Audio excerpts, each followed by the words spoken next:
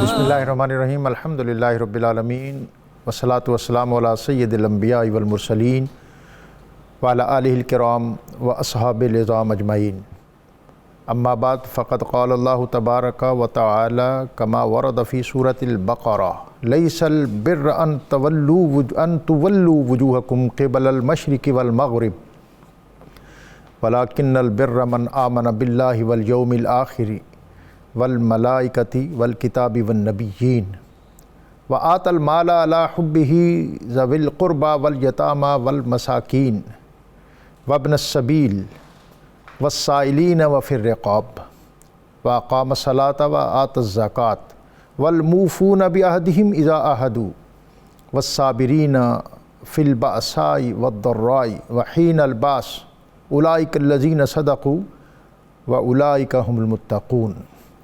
صدق اللہ العظیم۔ لفظ لفظ نور اور حرف حرف روشنی سے آراستہ نور قرآن کے ساتھ طاہر بخاری آپ سے مخاطب ہے۔ ناظرین، قرآن پاک کے بعض مقامات ایسے ہیں جہاں اس کا عروج، فصاحت اور بلاغت کا جوبن اور شباب اور اس کا اعجاز اور ایجاز اپنے نقطہ کمال پہ نظر آتا ہے۔ بعض اوقات ایک آیت میں پورا فلسفہ حیات بیان کر دیا گیا، بعض مقامات پر محض 2 آیات میں۔ نبی اکرم رسول محتشم صلی اللہ علیہ وآلہ وسلم کی خدمت میں ایک بدو آیا اور اس نے کہا یا رسول اللہ مجھے کچھ نصیحت فرمائیے۔ آپ نے سورۃ الزلزال تلاوت فرمائی اور جب اس کی آخری 2 آیات فَمَن يَعْمَلْ مِثْقَالَ ذَرَّةٍ خَيْرٍ يَرَهُ وَمَن يَعْمَلْ مِثْقَالَ ذَرَّةٍ شَرًّا يَرَهُ کہ پس جس نے ذرہ برابر نیکی کی وہ اس کے اجر کو ضرور پائے گا، اور جس نے ذرہ برابر برائی کی وہ بھی اس کو ضرور دیکھے گا۔ وہ بدو بیٹھا ہوا تھا، اٹھا اور اس نے کہا یا رسول اللہ بس آپ کی زبان اقدس سے عطا ہونے والی یہ آخری 2 آیات، اس کے بعد مجھے کسی اور نصیحت اور واعظ کی ضرورت نہیں ہے۔ نبی اکرم صلی اللہ علیہ وسلم نے فرمایا اگر کسی نے کسی کامیاب شخص کو دیکھنا ہو تو وہ اس کو دیکھ لے۔ سورۃ العصر 3 آیات پر مشتمل ایک مختصر سورہ، لیکن انسانی زندگی کا ایک پورا اسلوب حیات اس کے اندر موجود ہے۔ والعصر، زمانے کی قسم، ان الانسان لفی خسر کہ انسان خسارے میں ہے، الا الذین آمنوا وعملوا الصالحات مگر وہ لوگ جو ایمان لائے اور عمل صالح کرتے رہے، وتواصوا بالحق وتواصوا بالصبر آپس میں حق بات کی تلقین اور صبر کی تاکید۔ بہت جامع صورت۔ امام شافعی نے کہا کہ اگر کوئی شخص محض اس صورت کو اپنی زندگی کا مرکز اور محور بنا لے تو اسے کسی اور نصیحت کی ضرورت نہیں۔ لیکن اس سورہ کے اندر بھی ایمان کا ذکر ہے، لیکن ایمان کی تفصیل نہیں ہے۔ اعمال کا ذکر ہے، اعمال صالحہ کا ذکر ہے، لیکن اس کی تفصیل نہیں ہے۔ قرآن پاک کی سورہ بقرہ کی آیت 177 177 نمبر آیت جو آج ہمارے زیر مطالعہ ہے، اس کے اندر اللہ تعالیٰ نے انسانی زندگی کے وہ تمام بنیادی پہلو جو کامیاب اور کامران انسان کے لیے ضروری ہیں ان سب کو بیان کر دیا اور فرمایا لیس البر ان تولوا وجوہکم قبل المشرق والمغرب نیکی یہ نہیں کہ تم لوگ اپنے چہرے پھیر لو نماز میں مشرق یا مغرب کی طرف، وَلَٰكِنَّ الْبِرَّ مَنْ آمَنَ بِاللَّهِ وَالْيَوْمِ الْآخِرِ وَالْمَلَائِكَةِ وَالْكِتَابِ وَالنَّبِيِّينَ بلکہ نیکی تو دراصل یہ ہے کہ آدمی سچے دل سے ایمان لے آئے اللہ پر، قیامت کے دن پر، فرشتوں پر اور اللہ کی طرف سے نازل کردہ کتابوں پر اور اس کے پیغمبروں پر۔ یہ پہلا حصہ عقائد کا ہے۔ اور اس کے بعد وآت المال علی حبہ ذوی القربى والیتامى والمساکین اور وہ اپنا مال خرچ کرتے ہیں اللہ کی محبت میں رشتہ داروں، یتیموں، مسکینوں، مسافروں، سوال کرنے والوں، حاجت مندوں اور گردنوں کو چھڑانے میں۔ یہ دوسرا حصہ معاملات کا ہے۔ اور پھر اس کے بعد اسی آیت کا تیسرا حصہ وَأَقَامَ الصَّلَاةَ وَآتَ الزَّكَاةَ وہ نماز قائم کرتے ہیں پابندی کے ساتھ اور زکوٰۃ ادا کرتے ہیں صحیح طریقے سے۔ یہ عبادات، اور اس کے بعد آخری حصہ جو ہے وہ اخلاق کا ہے۔ آج کی اس اہم ترین قرآن پاک کی آیت ہمارے زیر گفتگو ہے، جس کو آیت البر کہتے ہیں، اور اس موضوع پر گفتگو کے لیے ہمارے ساتھ موجود ہیں ہمیشہ کی طرح ہمارے مہمان مفتی محمد اقبال چشتی صاحب، پروفیسر ڈاکٹر سلطان شاہ صاحب، اور اللہ رب العزت کی بارگاہ میں حمد کا نذرانہ پیش کرنے کے لیے آج ہمارے ساتھ موجود ہوں گے محمد راحیل نقشبندی۔ ان کی طرف جانے سے قبل ہمیشہ کی طرح اسماء الہیہ میں سے ایک اسم مبارک العزیز، سب پر غالب۔ بزرگ کہتے ہیں کہ اسم مبارک کی برکت یہ ہے کہ جو شخص کثرت کے ساتھ اللہ تعالیٰ کے اسم گرامی العزیز کا ورد کرتا ہے تو اللہ تعالیٰ اسے ہر میدان میں غلبہ اور کامیابی عطا کرے۔ مفتی صاحب، آج کا موضوع اور قرآن پاک کی سورہ بقرہ کی آیت 177 جسے آیت البر کہتے ہیں، میں چاہوں گا کہ ابتدائی طور پر آپ جو اس کے تعارف میں ہم کہنا چاہیں، اور بطور خاص اس کا جو پہلا حصہ ہے وہ ایمانیات سے متعلق ہے جناب۔ بسم اللہ الرحمن الرحیم۔ ڈاکٹر صاحب، اللہ تبارک و تعالیٰ کا لاکھ لاکھ فضل و کرم و احسان ہے کہ جس مالک نے رسول اکرم صلی اللہ علیہ وسلم کے قلب اطہر و اقدس پر قرآن مجید جیسی خوبصورت کتاب نازل فرمائی۔ جس طرح آپ نے فرمایا ہے کہ یہ آیت بر ہے، بر مفسرین نے لکھا ہے کہ خیر کی تمام اقسام اور تمام وہ معاملات اور کام جو بندے کو اللہ کے قریب کرتے ہیں، بر ان تمام کاموں کو شامل ہے۔ سبحان اللہ۔ یہ بڑا جامع اور معنی لفظ ہے کہ یعنی ہر وہ کام جو اللہ تک پہنچائے عقائد اور اعمال کی صورت میں اور دیگر معاملات کی صورت میں، اسے بر شامل ہے۔ سبحان اللہ۔ اور قرآن مجید میں آپ جہاں بھی پڑھیں گے ہر مقام پر اعمال سے پہلے ایمان کا ذکر آتا ہے، اس لیے کہ ایمان نام ہے عقائد کا۔ جب تک انسان کا عقیدہ ٹھیک نہ ہو اس وقت تک اس کا کوئی عمل صالح نہیں بنتا۔ اس لیے سب سے بنیادی چیز ہے عقیدے کا ٹھیک ہونا، اور عقائد میں بھی ظاہر ہے سب سے پہلی بات ہے اللہ تبارک و تعالیٰ کی ذات کے متعلق ہمارا عقیدہ۔ الحمدللہ ہم مسلمان ہیں، ہم جانتے ہیں کہ اللہ تبارک و تعالیٰ واجب الوجود ہے، قدیم ذات ہے، اس کی صفات اور اس کی ذات میں اس کا کوئی شریک نہیں، وہ بے نیاز ہے، ساری کائنات اس کی محتاج ہے، وہ کسی کا محتاج نہیں، ہر چاہے پر وہ قادر ہے، نہ وہ کسی کی اولاد ہے نہ اس کی کوئی اولاد ہے۔ اللہ تبارک و تعالیٰ اپنی تمام اوصاف اور اپنی ذات میں وحدہ لا شریک ہے۔ سبحان اللہ۔ اور پھر اس کے بعد عقیدہ آتا ہے انبیاء کرام کا۔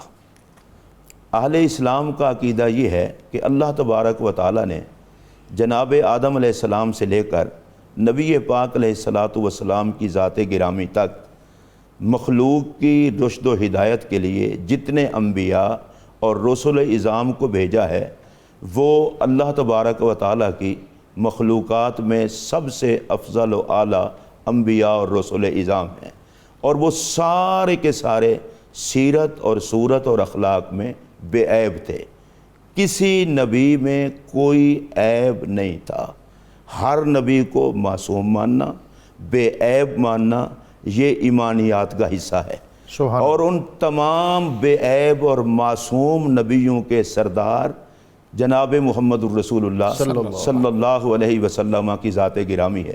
ڈاکٹر صاحب، اسلام کو اور مسلمانوں کو یہ اعزاز بھی حاصل ہے کہ ہم کسی ایک نبی کی توہین بھی اگر کوئی کرے تو اس کا نہ حضور علیہ السلام کے ساتھ تعلق باقی رہتا ہے، نہ مسلمان ہونا اس کا باقی رہتا ہے۔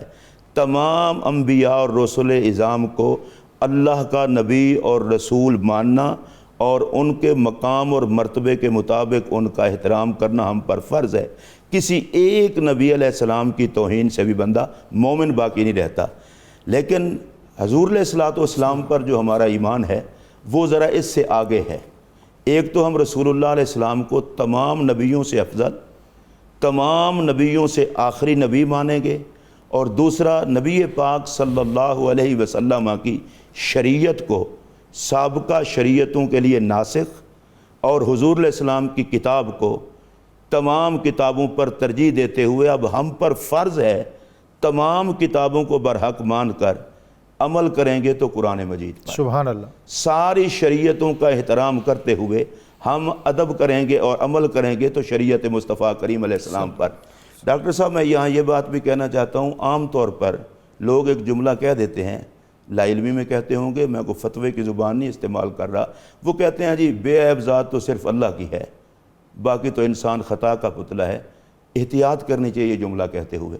اللہ تبارک و تعالی بذات خود بے عیب ہے، اور اس نے تمام انبیاء کرام علیہم السلام کو بے عیب پیدا فرمایا ہے۔ واہ سبحان اللہ۔ ہمارے ایمان کے لیے ضروری ہے کہ ہم انہیں بے عیب مانیں۔ سبحان اللہ۔ علامہ علوسی نے اس مقام پر ایک بات کی ہے، وہ کہتے ہیں کہ تمام انبیاء کرام کو آپ حسب میں بھی پاک مانیں، نسب میں بھی پاک مانیں۔ سبحان اللہ۔ جتنے انبیاء کرام تشریف لائے ہیں ان کا کردار بھی پاک، ان کا نسب بھی پاک۔ صرف یہ کہہ دینا جی ہم اللہ کا رسول مانتے ہیں تو بس ٹھیک ہے ہم مسلمان ہو گئے، نہیں، رسول بھی مانیں، ان کے حسب اور نسب کو بھی پاک مانیں۔ سبحان اللہ۔ مجھے اس پر بہت دکھ ہوتا ہے کہ جب کوئی مسلمان رسول اللہ علیہ السلام کے نسب پر بحث کرتا ہے، ہمیں اس بحث میں نہیں پڑھنا چاہیے۔ رب نے جن ماؤں کے رحموں میں اور جن باپوں کے پشتوں میں نبی پاک علیہ السلام کا نور رکھا، یا انبیاء کے ماں باپ جن کو بنایا، وہ سارے پاک تھے۔ اللہ نے کسی ناپاک وجود میں نور نبوت رکھا ہی نہیں، یعنی پاکیزہ صلبوں اور طاہر اور طیب رحموں سے ہوتے ہوئے تشریف لائے ہیں۔ سبحان اللہ۔ یہ انبیاء کرام علیہ السلام کو ماننے میں یہ بہت ضروری ہے، اس کی احتیاط کرنی چاہیے۔ اگر علماء میں کوئی بحث ہے تو وہ علماء جانیں، ہمارا نظریہ عام لوگوں کا یہیں تک رہنا چاہیے، اور علماء بھی اس بارے میں بتاتے ہیں۔ اس حوالے سے آپ قرآن مجید میں غور فرمائیں، جب حضرت مریم علیہ السلام بغیر خامد کو اللہ کی قدرت سے خامد کے بیٹے کو جنم دیتی ہیں تو قوم نے اعتراض کیا کہ مریم تیرا خاندان بڑا نیک تھا، تو انہیں بغیر خامد کے بیٹے کو جنم دے دیا۔ تو حضرت مریم نے اللہ کی بارگاہ میں عرض کی، یا اللہ تو نے قدرت دکھائی، میرے لیے بن گیا مسئلہ۔ تو اللہ تبارک و تعالیٰ نے فرمایا مریم تیری گود میں آنے والا اللہ کا نبی ہے۔ اشارہ کیا تو حضرت عیسیٰ علیہ السلام بولے کہ میں اللہ کا بندہ ہوں، اللہ نے مجھے کتاب دی ہے، نبی بنایا ہے۔ اچھا وہ جو اعتراض کرنے والے تھے وہ سارے چپ ہو گئے۔ اعتراض یہ تھا کہ ماں نے بغیر خامد کے بیٹے کو جنم دیا ہے، اور بیٹے نے کہہ دیا کہ میں اللہ کا نبی ہوں، وہ سارے چپ ہو گئے۔ کیوں؟ انہوں نے کہا کہ جو ماں نبی کو جنم دے وہ پاک ہی ہو سکتی ہے۔ ڈاکٹر صاحب آج کا موضوع بہت اہم ہے، اور آج ہماری یہ خوش قسمتی ہے کہ محراب و منبر اور جو جامعات اور دانشگاہیں ہیں ان دونوں کے ماہرین ہمارے ساتھ موجود ہیں۔ ایمانیات اور بالخصوص اس آیہ کریمہ میں ایمان باللہ اور ایمان بالآخرہ اور ملائکہ پر ایمان، یہ ساری تفصیلات موجود ہیں۔ کوئی اس میں ہمیں سمندر کو کوزے میں بند کریں جناب۔ جی بسم اللہ الرحمن الرحیم۔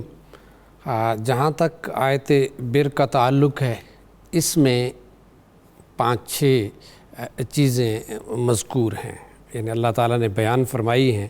ہم پہلے حصے پہ بات کر رہے ہیں ایمانیات پہ، تو اسلام کے جو 5 بنیادی عقائد ہیں، جنہیں یعنی 5 فنڈامنٹلز ہم کہہ سکتے ہیں، ان کا فرداً اللہ نے ذکر فرمایا۔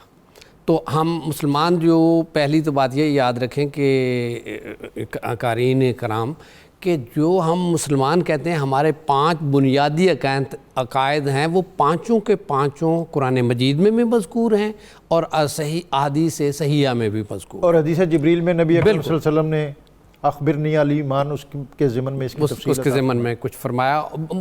بعض ایسی آیات ہیں جن میں بڑا واضح ہے کہ پورے یہ 5 یعنی عقائد گنوائے گئے ہیں۔ بعض ایسی احادیث ہیں، بعض ایسی آیات ہیں۔ تو یہاں سے جو ایک مفتی صاحب بڑی خوبصورت اور پتہ کی بات کہہ رہے تھے، اللہ تعالیٰ کے پر ایمان ہونے کے حوالے سے بالکل اللہ کی ذات کو کسی بھی طرح کے شرک سے پاک ماننا پہلا اور بنیادی عقیدہ ہے۔ اچھا، اس کے بعد حضرت صلی اللہ علیہ وسلم کی ذات اقدس پہ ایمان رکھنا اور تمام انبیاء پہ ایمان رکھنے کی بات ہے۔ یہاں ایک بڑی اہم بات ہے، ہم شاید سمجھتے ہیں کہ باقی ادیان بڑی صلح کلی ہمیں ان سے ہونا چاہیے، وہ بالکل اسی طرح ان کے بھی عقائد ہیں جس طرح ہمارے ہیں، فلاں اہل کتاب ہیں۔ بالکل ہمیں ہمارے ہاں بڑی یعنی وسعت قلبی ہونی چاہیے، لیکن ایک بات یاد رکھیں، جہاں تک ایمانیات کا تعلق ہے، جس طرح ہمارا سابقہ انبیاء کے حوالے سے ایمان ہے، اس طرح ان کا ہمارے حوالے سے نہیں ہے۔ مفتی صاحب بات فرما رہے تھے یعنی معصوم عن الخطا ہونے کی انبیاء کی۔ ہم نہ صرف نبی کریم صلی اللہ علیہ وآلہ وسلم کی ذات اقدس کو، بلکہ آپ سے پہلے آنے والے تمام انبیاء کو معصوم عن الخطا مانتے ہیں، اور باقیوں کے ہاں ایسا نہیں ہے۔ ہمیں اس میں آپ اسپیسیفک رہنمائی فرما دیں، کیونکہ آیت کے ابھی مضامین کافی لمبے ہیں، ہم نے آگے بھی بڑھنا ہے، کہ کوئی بنیادی نقطہ فرما کے آگے پھر ہم اپنے معاملات اور عبادات اور اخلاق، ہمارے 3 پورشن آگے ہیں۔ اچھا، اس میں اسی طرح یہ باتیں آپس میں انٹر کنیکٹڈ ہیں، ایک دوسری سے جدا نہیں ہے۔ سبحان اللہ۔ اللہ کی ذات ہے سب سے پہلے، اس پر ایمان۔ اللہ نے انبیاء کو مبعوث فرمایا، واہ، ان کی حفاظت فرمائی اور ان کو انسانوں کی رہنمائی کے لیے بھیجا۔ ان انبیاء پر ایمان کی بات ہے۔ پھر ان انبیاء پر اللہ تعالیٰ نے ملائکہ کے ذریعے، واہ، فرشتے، اپنے مقرر فرشتے کے ذریعے اللہ نے وحی فرمائی، اور کتابیں جو بعد میں کتابی شکل میں مرتب ہوئیں، وہ تورات، زبور، انجیل، قرآن مجید اور باقی صحف ہیں۔ اچھا، پھر اسی طرح آگے پھر انسان کے انجام کی بات ہے، اور وہ بھی بڑی اہم ہے، اور وہ ہے آخرت۔ آخرت کا ذکر اگر نہ ہو تو پھر اس دنیا میں جو انسانوں کا آنا ہے، نیکی اور بدی کرنا ہے، وہ بالکل بے معنی ہو کر رہ اور جاتا ہے۔ اگر جزا اور سزا کا تصور نہ ہو تو پھر معنی اور مفاہیمی چیزوں کے بدل جاتے ہیں۔ مفتی صاحب، میں دوبارہ آپ کی طرف آتا ہوں، اور آج کے اس موضوع اور سورہ بقرہ کی آیت 177، اور ہم بات کر رہے تھے آپ سے ابتدا میں کہ بعض اوقات ہم عقائد کو اہمیت دیتے ہیں، اور بعض لوگ جو ہیں وہ معاملات کی طرف اتنے زیادہ بڑھتے ہیں کہ عقائد سے تھوڑا صرف نظر کرنے لگتے ہیں۔ ڈاکٹر صاحب، اصل میں بات یہ ہے کہ ایک تو دین کو بڑا آسان سمجھ لیا گیا ہے، لوگ پڑھے بغیر، قرآن و سنت کو دیکھے بغیر اپنے عقل کے ڈگوسلے اس میں لے آتے ہیں۔ بنیادی بات یہ ہے کہ جب تک رب رسول سے انسان کی محبت کاملہ کا رشتہ جڑ نہیں جاتا، اس وقت تک اس کی زندگی سنور نہیں سکتی۔ ہم جب نبی اکرم صلی اللہ علیہ وسلم کی ذات گرامی کو دیکھتے ہیں اور صحابہ کرام کو دیکھتے ہیں، تو انہوں نے سب سے پہلے اپنی ساری محبتوں کا مرکز نبی پاک علیہ السلام کی ذات کو سمجھا، اور اس کو سمجھنے کے بعد پھر جو کچھ نبی پاک علیہ السلام نے انہیں فرمایا وہ اسی پر عمل کرتے تھے۔ عمل اس وقت تک ہو ہی نہیں سکتا جب تک کہ اللہ کے رسول سے عقیدت اور محبت کا مکمل تعلق نہ ہو۔ سبحان اللہ۔ اور میں یہاں یہ بھی گزارش کروں گا، محبت اس کو نہیں کہتے کہ ہم رسول اللہ علیہ السلام کا نام مبارک چوم لیں، یہ محبت ہے۔ درود و سلام پڑھ لیں، یہ بھی محبت ہے۔ نبی پاک کی نعت پڑھ لیں، یہ بھی محبت ہے۔ لیکن سوال یہ ہے کہ نبی پاک علیہ السلام نے اعلان نبوت کے بعد جو 23 سال کی زندگی میں جس پیغام کے لیے تکلیفیں اٹھائیں، اگر ہم اس پیغام کی طرف نہیں جاتے، قرآن مجید نے ہمیں کیا کہا ہے؟ لَقَدْ كَانَ لَكُمْ فِي رَسُولِ اللَّهِ أُسْوَةٌ حَسَنَةٌ، کہ تمہارے لیے بہترین نمونہ رسول اللہ کی ذات ہے۔ آقا سے محبت کرنے کا مطلب یہ ہے کہ جس طرح ہم نبی پاک علیہ السلام کو تمام انبیاء میں لاجواب، بے مثال، سب کا قائد مانتے ہیں، اسی طرح آپ کے پیغام کو، آپ کی سیرت کو بے عیب مان کر کے اس سیرت کو اپنائیں۔ تو میں تو سادہ سے لفظوں میں کہوں گا، نبی پاک کی صورت پر نظر رکھنا اور سیرت کو اپنانا، واہ، یہ ہے ہماری کامیابی۔ سبحان اللہ۔ اور اس آیت کریمہ میں آپ دیکھ لیں، ایمانیات کے فوراً بعد شروع ہو گیا کام یہ کہ وہ مال خرچ کرتے ہیں، غریبوں کو دیتے ہیں، مسکینوں کو دیتے ہیں، قریبی رشتہ داروں کو دیتے ہیں۔ جب آپ رسول اللہ علیہ السلام سے محبت کو سب کچھ سمجھیں گے تو اگلی ساری باتیں میرے نبی کی سیرت آپ کو سکھا دے گی۔ تو یہ جو لوگ صرف اعمال میں لگے ہوئے ہیں، یہ بھی غلطی پر ہیں، اور جو محبت کے دعوے دار ہیں، عمل نہیں کر رہے، وہ بھی غلطی پر ہیں۔ کامل محب وہ ہے جو نبی پاک علیہ السلام کی محبت کے ساتھ ساتھ حضور علیہ السلام کی شریعت پر بھی عمل کرے۔ اور ڈاکٹر صاحب، آخر میں ایک بات کہوں گا، میرے نبی کی شان بھی ہے مصدق، قرآن کی شان بھی ہے مصدق۔ سبحان اللہ۔ ہم ساری کتابوں کو اور سارے نبیوں کو اس لیے بھی مانتے ہیں کہ ہمارے نبی نے بھی سابقہ تمام نبیوں کی تصدیق کی ہے، اور اس قرآن مجید نے بھی سابقہ تمام کتابوں کی تصدیق کی ہے۔ ڈاکٹر صاحب جس بندے نے چاہے اس کا کسی بھی مذہب سے تعلق ہو قرآن مجید کو تسلیم نہیں کیا، نبی پاک کو بے عیب نہیں مانا، اس نے جن نبیوں کو وہ ماننے کا دعویٰ کرتے ہیں ان کا کہنا ہی نہیں مانا، اس لیے کہ میرے نبی کا اعزاز یہ ہے کہ تمام انبیاء کرام نے ان کی تشریف آوری کے اعلانات کیے ہیں اور تمام انبیاء کے امام ہیں آقا۔ تو اگر کوئی کسی نبی کو مانتا ہے، کسی کتاب پر ایمان رکھتا ہے، اگر اس کا ایمان ہوگا تو وہ نہ کتاب الہی کا انکار کر سکتا ہے اور نہ ہی رسول اللہ علیہ السلام کا۔ ڈاکٹر صاحب، حقیقی مقاصد تک پہنچنا بہت ضروری ہے۔ بعض اوقات ظواہر تک ہم محدود رہتے ہیں، اور شاید اقبال نے بھی اسی طرف اشارہ کیا تھا کہ نماز و روزہ و قربانی و حج یہ سب باقی ہے، تو باقی نہیں ہے۔ اور ماہ رمضان ہے، اس میں بطور خاص جو نبی اکرم رسول محتشم صلی اللہ علیہ وسلم کا فرمان ہے کہ اگر کوئی شخص روزہ رکھتا ہے اور پھر اس کے باوجود وہ جھوٹ یا برے اعمال نہیں چھوڑتا تو اس کے بھوکے اور پیاسے رہنے کا کوئی فائدہ نہیں ہے۔ کس طرح آپ اس میں سے ہمیں سبق عطا کرتے ہیں؟ بات یہ ہے کہ روزے کے بارے میں ہے، اسی طرح نماز کے بارے میں بھی حضور علیہ الصلوۃ والسلام نے فرمایا کہ اگر کسی شخص کی نماز اس کو بدکاری سے نہیں روکتی تو وہ نماز تو اس کو خدا سے اور دور کر دیتی ہے۔ تو یعنی صرف یہ نہیں ہے کہ ہم ایک نیک عمل کر رہے ہیں اور اس عمل کا ہماری زندگیوں پر اثر مرتب نہیں ہو رہا۔ اللہ تعالیٰ فرماتے ہیں یعنی قرآن مجید میں فرمایا کہ ان الصلاۃ تنہی عن الفحشاء والمنکر، کہ نماز جو ہے وہ فواحش سے روکتی ہے اور منکرات سے روکتی ہے۔ تو یہ کیسے پاسبل ہے؟ ایک شخص نماز بھی پڑھ رہا ہے، اس کا مطلب ہے کہ اس کی نماز میں کہیں نہ کہیں جو کوئی اس کی ادائیگی میں اور اس سے صحیح مقاصد حاصل کرنے میں کوئی نہ کوئی کمزوری ہماری انسانی رہ گئی ہے، ادروائز اس کے اثرات تو مرتب ہونے ہی ہونے ہوتے ہیں۔ اس کی حقیقی روح تک ابھی وہ پہنچ نہیں رہا، ابھی اس کی حقیقی روح تک وہ پہنچا نہیں۔ نور قرآن میں آپ کو ایک مرتبہ پھر خوش آمدید۔ سورہ بقرہ کی آیت 177 آیت البر، اس کے مضامین سے ہم اکتساب فیض کر رہے ہیں۔ نبی اکرم رسول محتشم صلی اللہ علیہ وآلہ وسلم نے فرمایا کہ جو شخص دل کی نرمی سے محروم ہو گیا وہ کل کے کل خیر سے محروم ہو گیا۔ بریک سے قبل میں اپنے علماء سے یہ جاننے کی کوشش کر رہا تھا، ابھی وہ اس پر بات بھی کریں گے، کہ عبادات کس طرح دل کو گداز کرتی ہیں اور ایک انسان سوسائٹی کے لیے کس طرح مشفق اور مہربان بنتا ہے۔ اقبال نے ابلیس کی مجلس شورا میں شاید یہ نقشہ کشی کی تھی کہ وہ اپنے جو مختلف ذمہ داریاں جن کو تفویض کی ہوتی ہیں، ابلیس ان کے ساتھ میٹنگ کرتا ہے، تو ایک اس کا جو نمائندہ ہے وہ بہت پریشان ہوتا ہے اور وہ کہتا ہے کہ وہ ایک آدمی ایسا ہے جو مسجد کے اندر ہے، وہ مسجد سے باہر نہیں آتا، وہ مسجد سے باہر آئے تو میں اسے بہکاؤں۔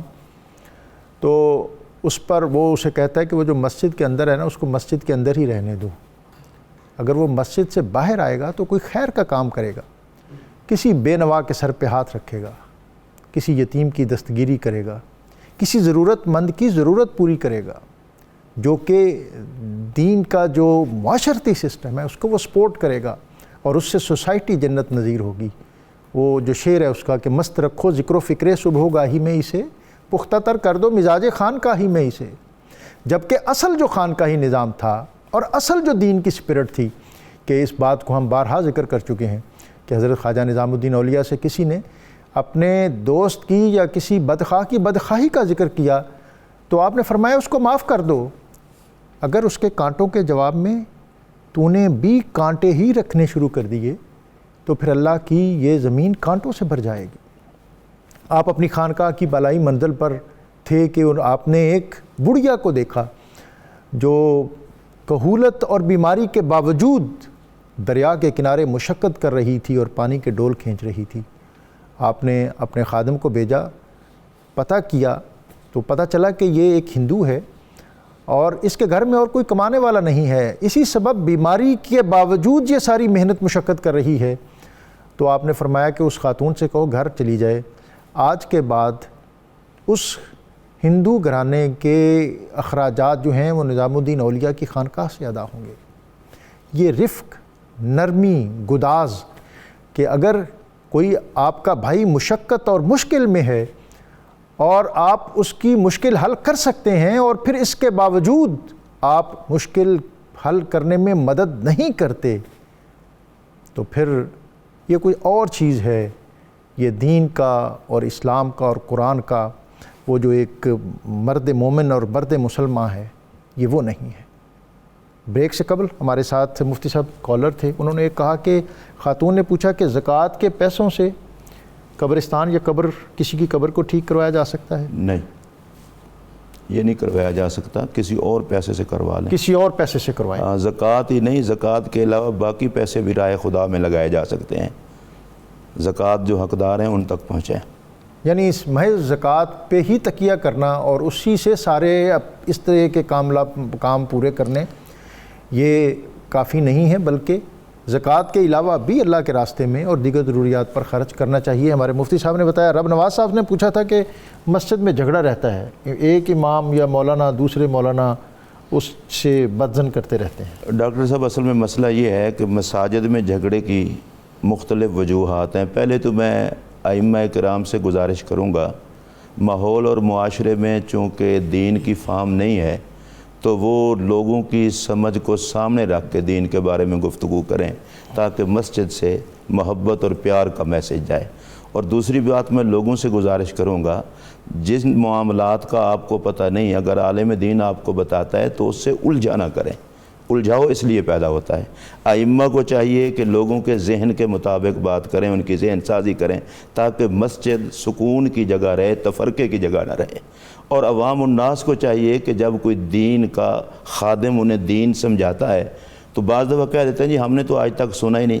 ڈاکٹر صاحب، آپ بڑی خوبصورت بات کر رہے تھے. یہاں جو آیت بر ہے، عقائد کے فوراً بعد قرآن مجید نے کہا کہ مال خرچ کرے. اس سے جو قرآن مجید ہمیں سبق دے رہا ہے نا، صرف اللہ اللہ کافی نہیں ہے، اللہ کی مخلوق سے پیار بڑا ضروری ہے. واہ واہ واہ واہ. اور مال، یہ عقائد کے فوراً بعد مال خرچیں کرنے کا اس لیے کہا ہے کہ جس کا عقیدہ مضبوط ہوگا نا، وہ مال کو پھر اپنا نہیں سمجھتا، اسے اللہ کی عطا سمجھتا ہے. مجھے بات یاد آ گئی، شاید حضرت خواجہ معین الدین چشتی کی ہے. آپ نے فرمایا تھا کہ اللہ کی محبت اللہ کے بندوں کی محبت سے ہو کر گزرتی ہے. بالکل بالکل. اچھا، یہ جب آپ کا عقیدہ مضبوط ہوتا ہے نا جی، اس میں یہ ہے کہ رزق اللہ کے اختیار میں ہے. ہم لوگ بہت کچھ کہتے ہیں جی ہم نے یہ کیا وہ کیا، کچھ بھی نہیں. بندہ ماں کے پیٹ میں ہوتا ہے، اللہ تعالیٰ اس کا رزق لکھ دیتا ہے، اس وقت اس نے کوئی کاروبار نہیں کیا ہوتا. اور قرآن مجید میں اللہ فرماتا ہے وَمِمَّا رَزَقْنَاهُمْ يُنْفِقُونَ، جو ہم نے تمہیں دیا ہے اس میں سے ہمارے راستے میں خرچ کرو. عقائد کے فوراً بعد، عبادات سے بھی پہلے آیت بر میں مخلوق خدا پر مال خرچ کرنے کا ذکر یہ بتا رہا ہے کہ بھائی صرف تسبیحات، صرف اللہ اللہ، صرف سجدے نہیں دیکھے جائیں گے، یہ بھی دیکھا جائے گا حاجی صاحب، صوفی صاحب، قبلہ آپ کا خدا کی مخلوق سے پیار کتنا ہے. واہ. اگر ایک بندہ ساری رات نوافل پڑھتا ہے، ایک بندہ سارا دن تسبیحات پڑھتا ہے، تو اس سے مخلوق خدا کو کیا فائدہ ہے؟ وہ اپنے لیے سارا کچھ کر رہا ہے.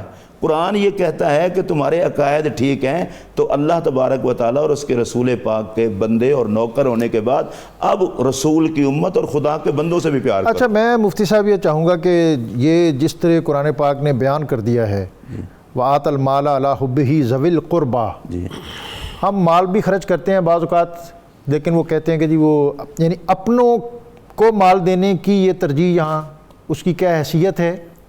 بالعموم یہ بھی ہوتا ہے کہ بہت نیک ہیں لیکن اپنوں کو نظر انداز کرتے ہیں کہ جی انہوں نے تو فلاں موقع پر ہمارے ساتھ یہ کیا تھا اور یہ ایسے کرتے ہیں، یہ ایسے کرتے ہیں. اس طرح کے مختلف پہلو تلاش کے اور تراش کے پھر نبی اکرم صلی اللہ علیہ وسلم نے، ڈاکٹر صاحب، اللہ پاک نے نبی پاک علیہ السلام کو غیب دان بنایا ہے.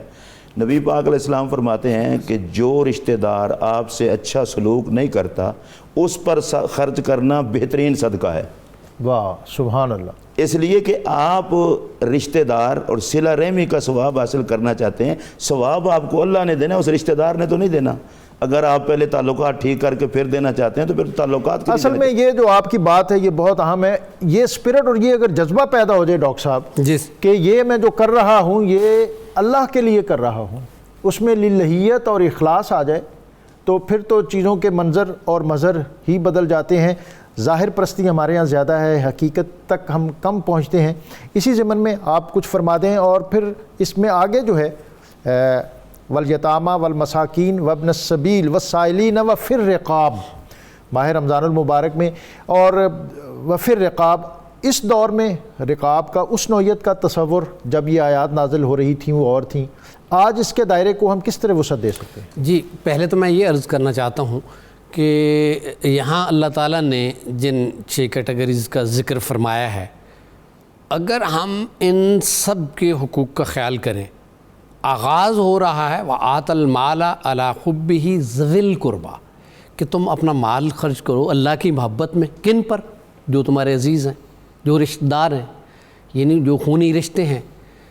عام طور پہ آج کل اس معاملے میں اتنی ہم خیال اس چیز کا نہیں کرتے کہ یعنی ہمیں سب سے پہلے تو اپنوں کو دیکھنا ہے، اپنے ارد گرد اپنے بلکہ ڈاکٹر صاحب اس میں بعض اوقات بہت متدین اور متشرع لوگ بھی سختی کے لہجے رکھتے ہیں۔ حضور علیہ السلام نے فرمایا، بڑی پیاری حدیث ہے، کہ اس کے 2 فائدے ہیں۔ پہلا تو اس کا صدقہ کا ثواب ہے، دوسرا صلہ رحمی کا ثواب ہے، یعنی جو عزیزوں سے اچھا سلوک کرنے کا ثواب ہے۔ تو جب ہم اپنے قریبی عزیزوں کو یعنی صدقہ کے پیسے دیتے ہیں، اچھا، یا زکوٰۃ کے پیسے دیتے ہیں، دونوں صورتوں میں، اچھا، اس کے بعد پہلی کیٹیگری کے بعد دوسری کیٹیگری ہے یعنی یتیموں کا ذکر ہے، اور پھر اسی طرح جو محروم ہیں ان کا ذکر ہے، مساکین کا ذکر ہے۔ اچھا، پھر یعنی یہی آگے ایکسٹینڈ ہو رہا ہے کہ اگر کوئی مسافر ہے اپنے گھر میں تو وہ شہنشاہ تھا، ہاں وہ سفر میں ہے، لیکن ایک حادثہ پیش آ گیا سفر میں۔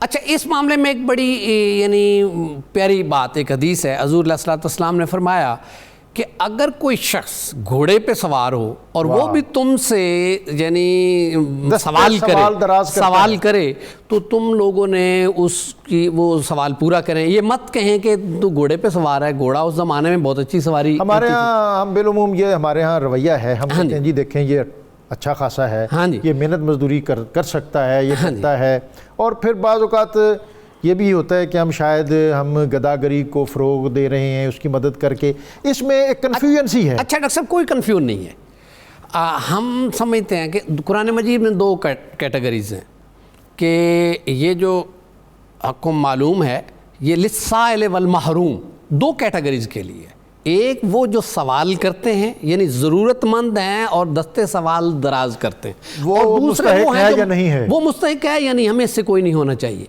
ہاں اگر ہمیں پتہ چل رہا ہے کہ یہ پروفیشنلزم یہاں ہے تو اس کو تو ہمیں ضرور اس کی خوبی اوائڈ کرنا چاہیے، لیکن اگر ہم ایک عام بندہ ہے، ہمیں فیصلہ کرنے میں یعنی مشکل پیش آ رہی ہے تو ہمیں اسے دے دینا چاہیے، کیونکہ اللہ تعالیٰ فرما رہے ہیں جو سوال کرتا ہے، اور دوسرا وہ جس کے پاس کچھ نہیں ہے۔ اچھا، پھر آگے اس کے بعد فرمایا وفی الرقاب، یعنی اور جو غلام ہیں ان کی آزادی کے لیے، ایک زمانے تک غلامی تھی، اب باقاعدہ UNO کے بننے کے بعد غلامی کو اس طرح ختم کر دیا، لیکن اس کی کچھ شکلیں ابھی بھی موجود ہیں۔ ایون ہمارے ملک میں بعض اوقات بعض وڈیرے جو ہوتے ہیں وہ بیچارے غربا کے بچوں کو لے لیتے ہیں اور انہیں کئی لاکھ روپیہ دے دیتے ہیں، ان کی کوئی ضرورت ہوتی ہے، بعض وقت بیماری ہوتی ہے، یا انہوں نے شادی بچی کی کرنی ہوتی ہے، یا ان کے کوئی قرض ہوتے ہیں، اور وہ پھر قرض آگے چلتا رہتا ہے۔ یہ ڈاکٹر صاحب سلسلہ نسل در نسل چلتا ہے۔ ہاں، تو یا ہمارے جو یہ بھٹے ہیں، بھٹوں پہ جتنے لوگ ہوتے ہیں، یا ایک زمانے میں یعنی کارپیٹ جو بناتے تھے بچے اور مزدور، قالین بافی جو تھی وہ تبھی تو بند کر دی گئی کہ وہاں بانڈڈ لیبر تھی، تو اور دوسرا چائلڈ لیبر۔ اچھا، اس میں ایک مسئلہ بھی پوچھنا چاہتا ہوں کہ کیا جیسے ہمارے ہاں جیلوں میں بہت سے قیدی ایسے ہوتے ہیں، کسی کے ذمے کوئی 5,000 جرمانہ ہے، کسی کے ذمے کوئی 10,000 ہوگا۔ ڈاکٹر صاحب، یہاں میری رائے یہ ہے کہ 2 کیٹیگریز ہوتی ہیں جو جیلوں میں، اگر تو ہمیں پتہ ہے کہ کوئی شخص واقعی بے گناہ تھا اور اس کو سزا ہو گئی، تو وہاں تو ایسی صورت میں مدد کرنا، اس کا جرمانہ نہیں دے پا رہا، جرمانہ دے دینا، اس کو آزادی دلا دینا درست ہے۔ لیکن اگر کسی نے واقعی جرم کیا ہے تو اس کو اس کی سزا ملنی چاہیے، ورنہ معاشرے میں بگاڑ پیدا ہو جائے۔ جو عبادات ہیں ہماری، جو ہمارا نظام زندگی ہے، جو دین کا مطمع نظر ہے، وہ یہ ہے کہ عبادات، امور اور معاملات، ان کی ظاہری اور ظواہر کی بھی حیثیت ہے، لیکن جب تک ہم ان کی حقیقت تک نہ پہنچے اس وقت تک محض ظاہری رسم و رواج جو ہیں یہ دین کا مطلوب اور مقصود نہیں ہیں۔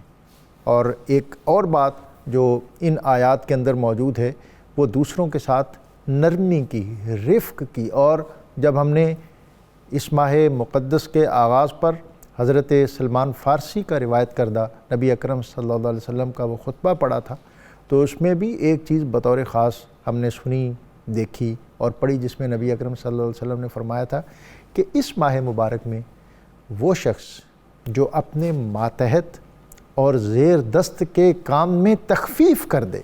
اب یہ بہت محبت آمیز اور نازک پیرایا ہے، اور اس کو اس اسلوب میں بیان کرنا، سبحان اللہ، یہ میرے اور آپ کے لیے، سب کے لیے یہ بہت لازمی چیز ہے کہ ہم اپنے گھروں کے اندر اپنے ملازم، اپنے احباب، ان کے ساتھ جو ناروا رویہ اختیار کرتے ہیں، دین اس کی اجازت نہیں دیتا۔ نبی اکرم رسول محتشم صلی اللہ علیہ وسلم نے فرمایا لا یؤمن احدکم حتی یحب لاخیہ ما یحب لنفسہ، تم میں سے کوئی اس وقت تک مومن ہو ہی نہیں سکتا جب تک وہ اپنے صاحب ایمان بھائی کے لیے وہی چیز پسند نہ کرے جو وہ اپنے لیے کرتا ہے۔ میں کہتا ہوں کہ یہ صرف ایک فرمان ہم انفرادی اور اجتماعی سطح پر اس کو عملاً نافذ کر لیں، پھر دیکھیں ہمارا معاشرہ، ہماری سوسائٹی اور ہمارے گھر کس طرح جنت نظیر بنتے ہیں۔ ڈاکٹر صاحب آپ کا بہت زیادہ شکریہ، مفتی صاحب آپ کا بہت شکریہ۔ آج کا وظیفہ بسم اللہ مجریہا و مرساہا ان ربی لغفور الرحیم۔ جو شخص کشتی، جہاز یا ریل گاڑی پر سوار ہوتے ہوئے یہ آیت نمبر 41 سورہ ہود کی آیت نمبر 41 اس کو 3 بار پڑھ لے تو اللہ تعالیٰ اس کو اس سفر کے دوران محفوظ رکھتا ہے۔ محمد راحیل نقش۔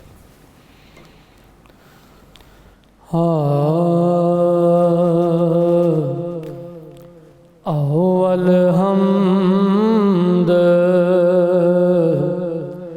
اول حمد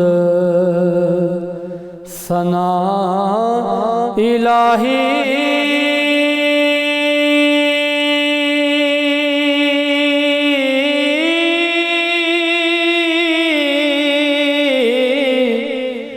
تے جو مالک ہر دا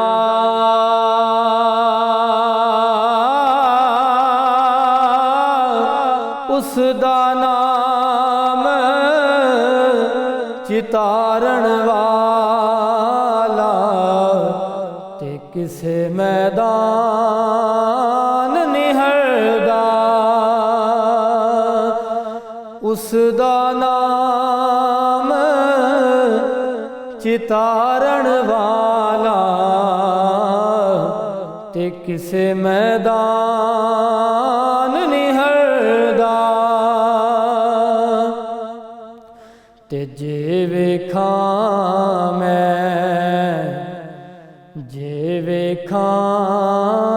میں عملاں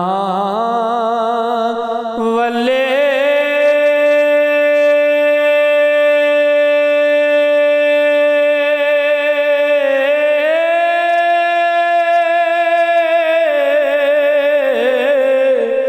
تے کچھ نہیں میرے پلے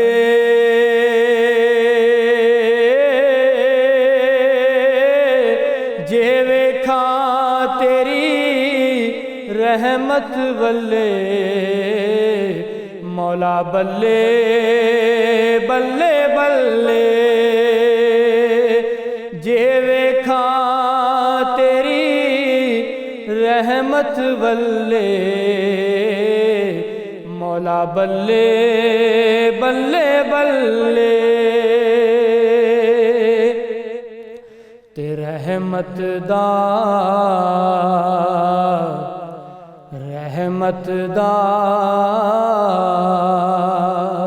او دریا الہی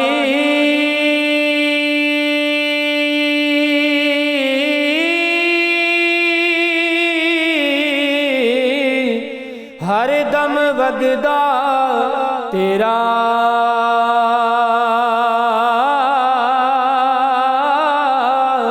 جے ایک قطرہ بخشے مینوں تے कम बन जावे मेरा जे एक कतरा बख्शे मैनू ते कम बन जावे मेरा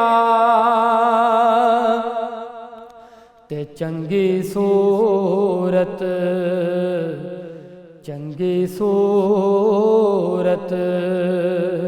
ते आशिक होना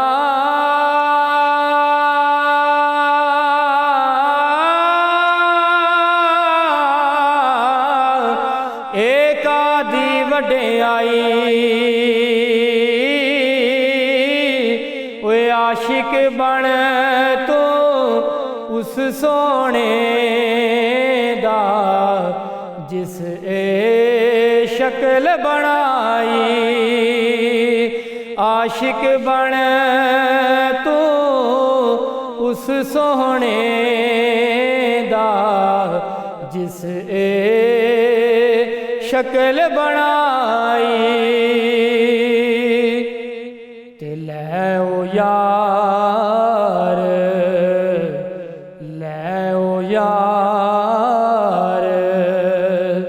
हवाले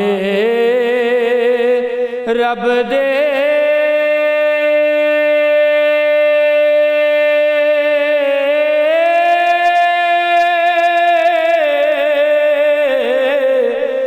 मेले चार दिना दे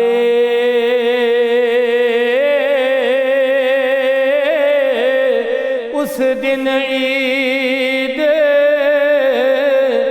मुबारक हो सी जिस दिन फेर मिलांगे ओए उस दिन ईद मुबारक हो सी जिस दिन फेर